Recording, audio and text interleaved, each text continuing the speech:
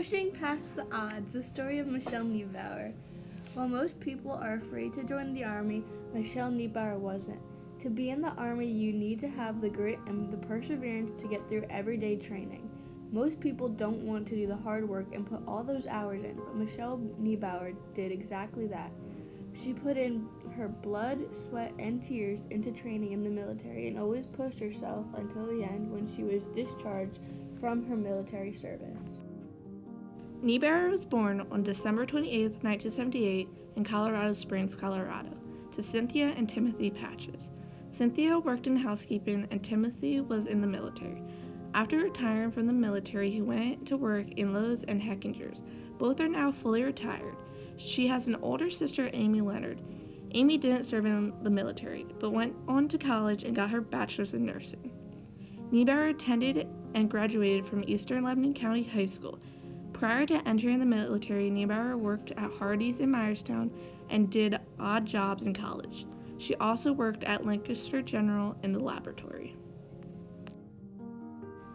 After graduating high school, Niebauer went on to King's College in Wilkes-Barre, Pennsylvania. College is when she entered the military. Her freshman year, she saw people early in the morning yelling outside, and Niebauer was an early riser, so she thought it was pretty cool. Niebauer found out that one of her buddies was a part of the military program called ROTC. She started joining them for PT, and they invited her to join them in their field of training exercises and activities. That sparked her interest in the military, and she said, okay, let's go for it. During her third year, she committed to an ROTC scholarship and finished as a second lieutenant. Niebauer's family supported her decision to join. Her father initially tried to deter her because he knew what the military was like, but once she made her decision, her family fully supported. Niebauer has a long history with the military and her family. She always admired her dad for being in the military and hearing stories about his day when he would get home. Probably because my dad served. My dad and grandfather both served. My other grandfather on my mom's side, he served as well, and that's probably why I took the path of the Army and didn't go into other branches. Her initial point of entry was going through ROTC in college. Her sophomore year, she went through basic training and got a taste of what the military was like. Her junior year, she went through advanced camp. Then her final point of getting into the military was when she was commissioned as a second lieutenant. One of her biggest highlights was that her dad was able to swear her in, which was something that was really important for her. It was through ROTC. I went through a basic camp my sophomore year just to kind of get a little taste of it. And then my junior year, I went through a advanced camp. And my final point of getting into the military, which was probably one of the biggest highlights, is when I did get my commissioning as a second lieutenant. My dad was able to swear me in, so that was a big highlight for me. After advanced training, Niebauer's first assignment was located in Harrisburg, the 339th Combat Support Hospital. Her part was in the laboratory.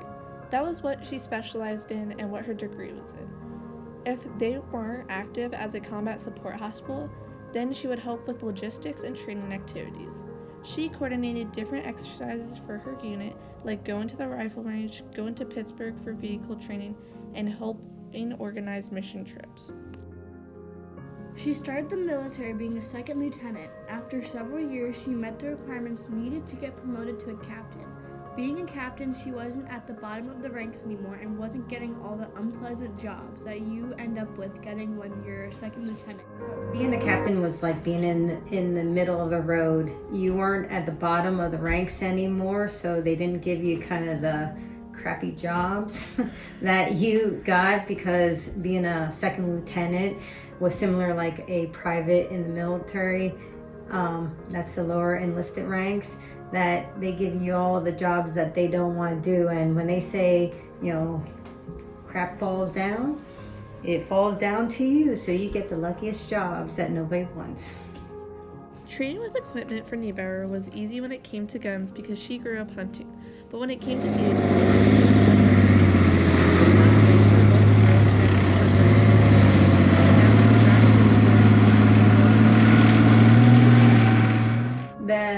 the rifles and the handguns, I go hunting, so I was familiar with weapons, and that was not hard for me. Driving some of the vehicles, especially when it's manual transmission or, a larger vehicle that you're not used to turning, and just learning the different ways that vehicle operate, because going from a little car to a giant vehicle, it's a little different, but once you get the hang of it, then it's not bad. Training in the Army for a lot of people is very difficult. For Niebauer, the training wasn't ever that bad. She had on and off days, but the actual training wasn't that bad. Niebauer had to learn how to adapt and overcome. She always thought it was a good day unless she had to sit in class and listen to an instructor. Niebauer says that her hardest part of training was being away from family. Niebauer is also very close to her family, so leaving them was very difficult. Sometimes the hardest part of training is being away from home. You sometimes if you have a bad day, then it's like, I really wish I could be home. But overall, I don't think trainings were ever bad. You learn to adapt and overcome, and I always thought it was a good day unless I had to sit in a class and listen to an instructor go on, and you just want to go to sleep. And that probably happened a few times because I had to stand or do push-ups, so I remember that. As stated, Niebauer is very close to her family, so when she left, it was very difficult for her.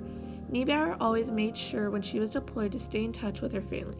In Kuwait, they stayed in touch through email most of the time, but once they got all set up and everything was stable, she was able to use the phone line. Niebauer took time to learn how to navigate through the phone lines, so she was able to call her grandma and her parents almost every night. We stay in touch through email when it was up and running in Kuwait, and once everything subsided and I think it was the third ID that went through Iraq, once they gained control of everything and we were in control, the email and phone lines were a lot more stable, and so I could email. Most times I could check email every day. Phone lines, I learned how to navigate the system, and I utilized for Indiantown Gap and out of Philadelphia. I was able to tap through them to direct me to my parents so I could call them, or my grandmother. So that's how I was able to communicate with them. Almost every night I'd be there calling them at 2 a.m. here. When Niebauer was at war, she got to see a good amount of injuries. In Iraq, Niebauer got to see a lot more than in Kuwait. In Iraq, she saw loss of limbs and lots of burn victims. I would say probably loss of limbs and lots of burn. There were a lot of burn victims, whether it was civilian or military. There were a lot of burn victims. In Kuwait, she didn't see many injuries because she wasn't in an active war zone.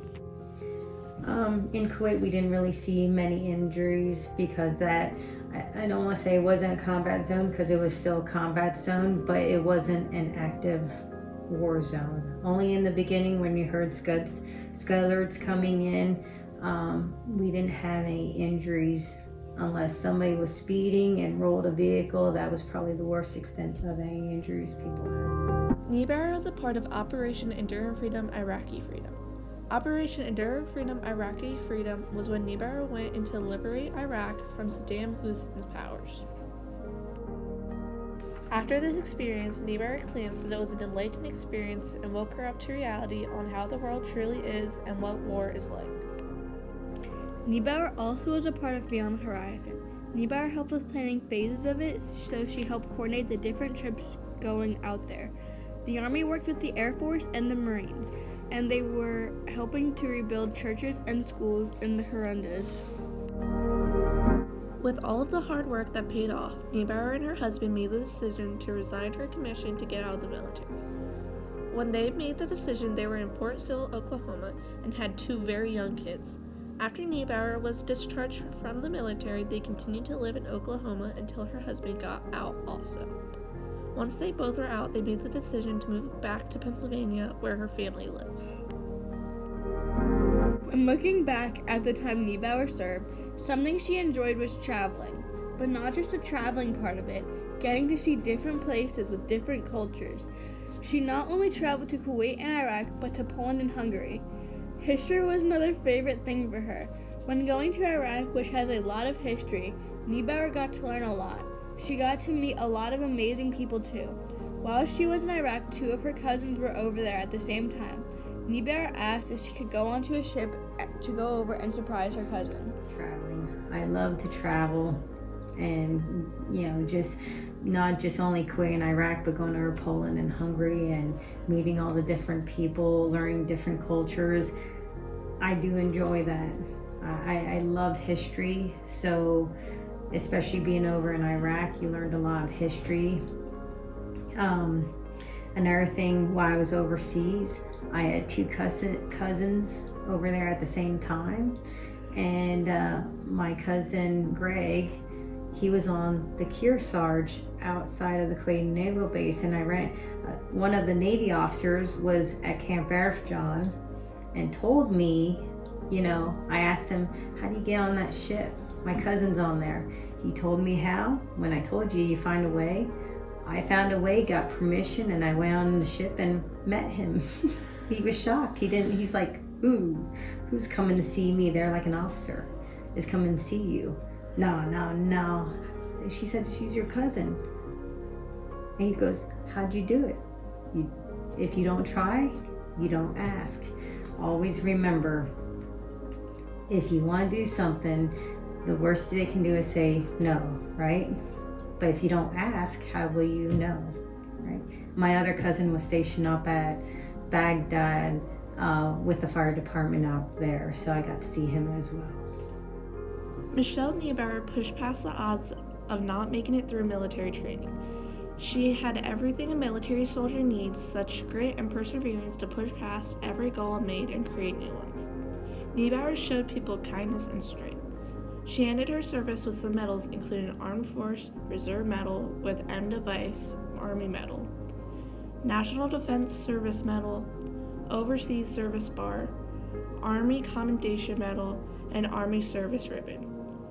All were well earned for everything she did and has done. She pushed past the odds every day and every night, never regretting joining the military. Thank you for your service, Captain Michelle Niebauer.